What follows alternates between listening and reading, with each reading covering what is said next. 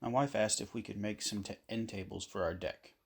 She wanted them to match the coffee table I made her for her birthday last year. These two tables were made from 5 2x4s and 3 1x3s, all being 8 foot long. We tackled the tabletop first in order to get the modern chevron design exactly how we wanted.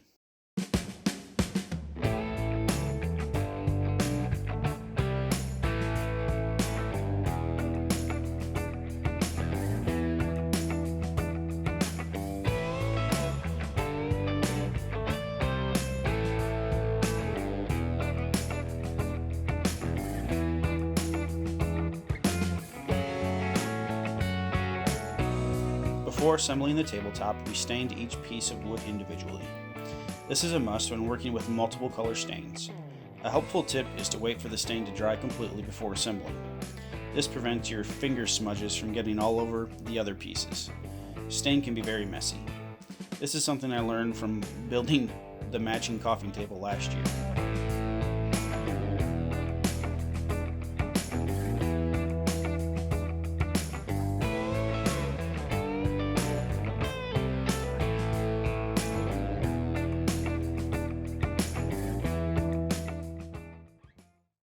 We attached the 1x3's plywood using wood glue and CA glue.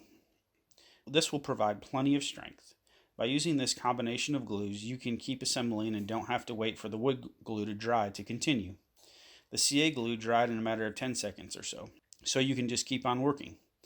You could accomplish the same thing by using wood glue and pin nails, but I don't like putting unneeded holes in the face of the tabletop.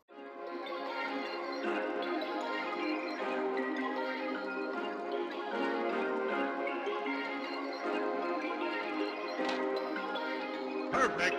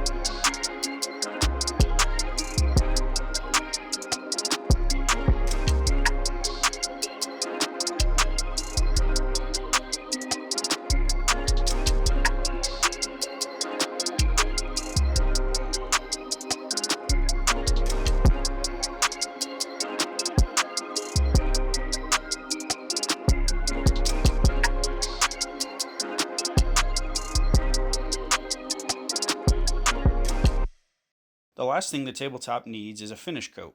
Since these end tables will be outside on our covered deck, I chose to use a spar urethane. Spar urethanes provide protection from the weather elements. It's also noted that these tables won't be getting rained on directly because of the roof on our porch. So the spar urethane will be plenty of protection.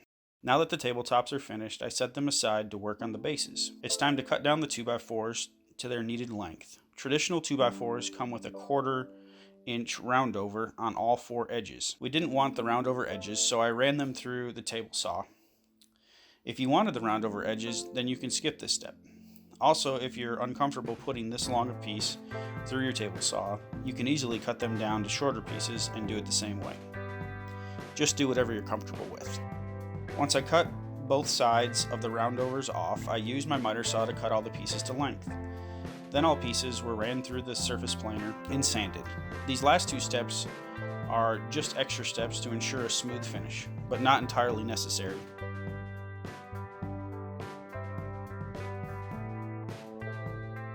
Now it was time to paint. We decided it would be easiest to paint all parts of the base individually before assembling them. Shout out to my wife as she painted all these pieces by herself. It was a lot of painting. We used an oil-based black enamel for the bases. This will hold up well outside. We allowed all the pieces to dry overnight, and the next day we came back and it was time for assembly. For assembling these end tables, we're using pocket holes. Pocket holes are a quick and effective way to join two pieces of wood and are surprisingly very strong. So it was time to drill a lot of pocket holes.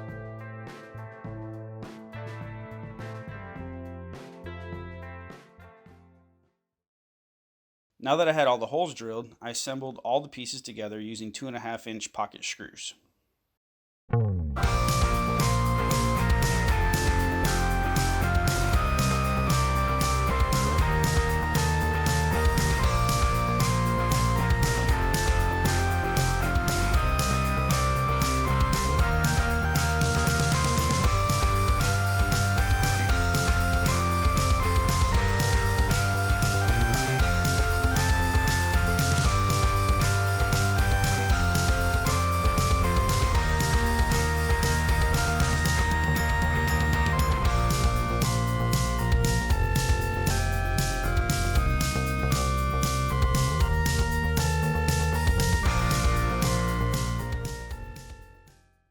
So here are the end tables in their final home.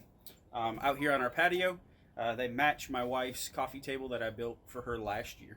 Designed by her, chevron modern pattern, but built out of really simple materials. 2x4s, 1x3s, and pocket holes. If you enjoyed this video, be sure to watch more. You can see those here. And make sure you subscribe. Thanks for watching, and I'll see you next time I'm building something.